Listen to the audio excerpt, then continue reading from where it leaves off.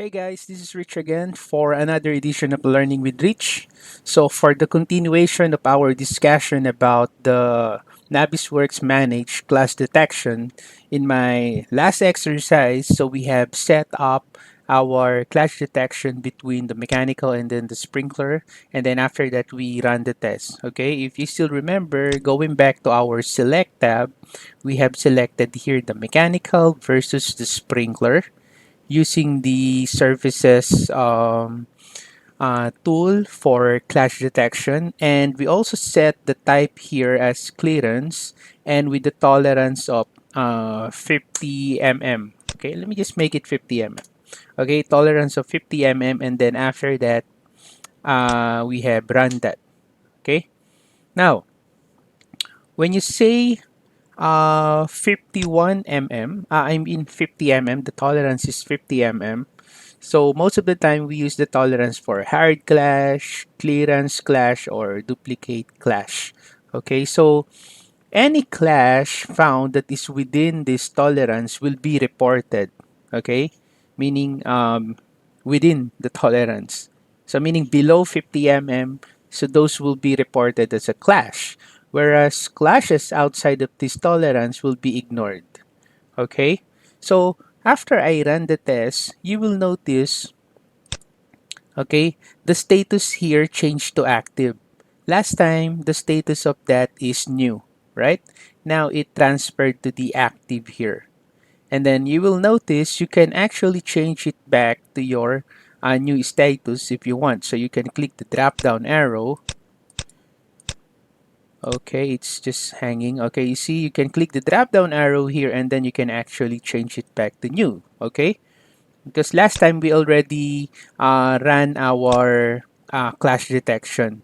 Okay, if you still remember, that is what we did. Okay, we ran that and then you will notice the status here becomes new. Now, after that, I ran again the clash just now after I changed the tolerance to 50. So the result is still, of course, 127, but this time the status is active because we didn't change anything. So what I'm going to do is I'm going to move the slider down. There you go. And then I'm going to select the clash 127. Okay, so it will zoom into that.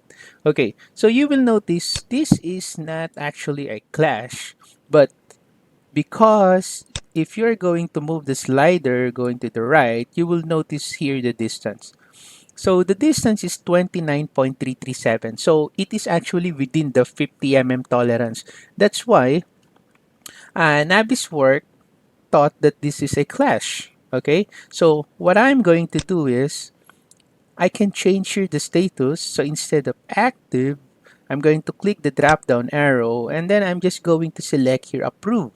So once I select approve, you will notice the status becomes approved and then the color here becomes green. And check out also the statuses here. Okay, so now I have an active 126 active.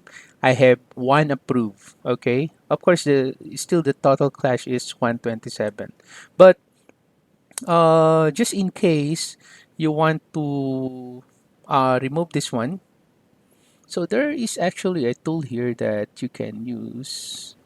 Let me just check it. Okay, this one. All right. So clear resolved clashes from this test. So if I'm going to select this, hey, wait. Oh, this one. Sorry, it's resolved. Okay. So resolve. Okay, now it went to resolve. Okay, then I'm just going to select this. So you will notice it will be removed from the list. So now I have a 126 clashes and I have an active clashes. Now this is what I'm going to do. So instead of placing a tolerance of 50 mm, I'm going to select the tab. So instead of tolerance of 50 mm, I'm just going to make it 0. And then after that, I'm going to run that. Okay, I'm going to run the test.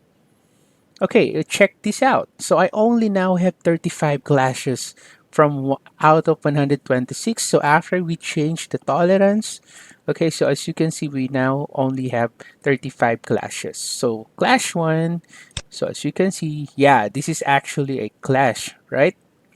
Okay. So if I click this, as you can see, that is actually a clash. Okay, so compare from before, this is a bit more realistic without a tolerance. So another thing that you can do here on your clash report or on your clash here is that you can actually assign this to someone else. Okay, so let's say for example, I'm going to click this and then you see there is an assign here. So I'm going to select, okay, and then you can put here. So let's say you can assign that to John Doe. Okay, right, then you can put it here, up to you. Okay, then I just select here, okay, right? So as you can see, there's a comment there also. Okay, so it is now assigned. Okay, so let me just move it here. So as you can see, it's now assigned to Mr. Jando. Okay, so another thing that you can do here is you can actually use the grouping here. You can create a new group. You can create a new empty clash group, or you can select the clashes, and then after that you can group it. So let's say, for example, I'm going to select, okay, this one, 20, and then I'm going to hold the shift. I'm going to hold shift until clash 35. So as you can see, it's all selected. Or let's say I'm going to click 15. Okay, and then after that, I'm going to hold the shift. I'm going to click Clash 35. So all is now selected, and then I'm going to select this one. So I can click this. So as you can see, it's now under this group. So I can now change the name. So let's say I'll just call this Mech versus Sprinkler 1. Okay. As you can see, it's now grouped. So let me just go ahead so to adjust it so you can see it, right?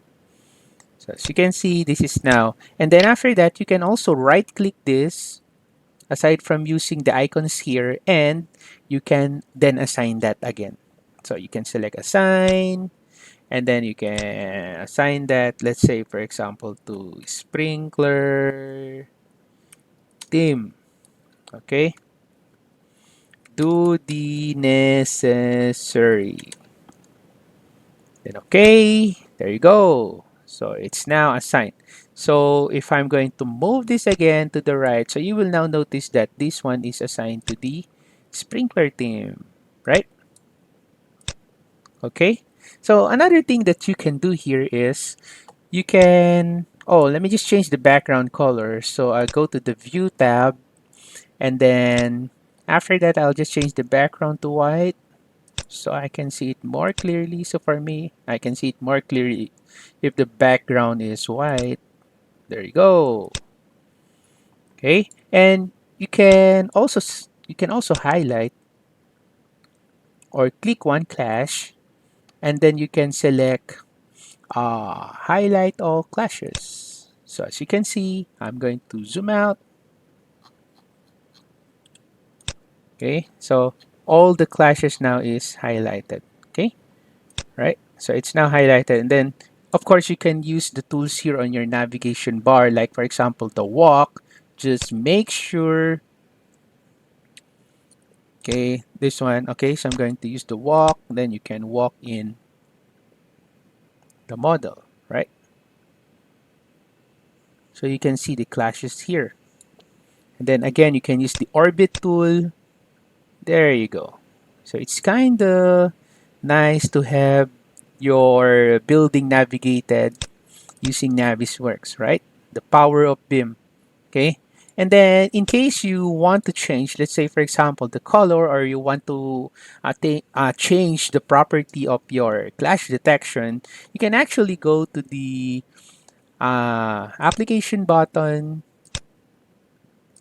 You click that, options, and then you look for general, oh no, interface, no, model, tools. Yeah, on the tools, you can click the Clash Detective, and then from here, let me just adjust the window. Yeah, so from here you can actually change the view in context, zoom duration, the animation, you can change from here, the transparency, the wireframes for transparent dimming, and then you can also change the color here if you want. All right. So this is how you modify the clash detection properties or clash detective properties. Okay. So there you go. So basically, that's how you uh, resolve and reduce some clashes using tolerance, the clearance, and you can also, this is also how you group and assign clashes. Okay, so hopefully this video has been helpful to you guys. Okay, if you have any comments or questions, you can put it on the comment section below and I'll get back to you as soon as I can. Okay, so once again, guys, thank you for watching and have a nice day. Bye bye.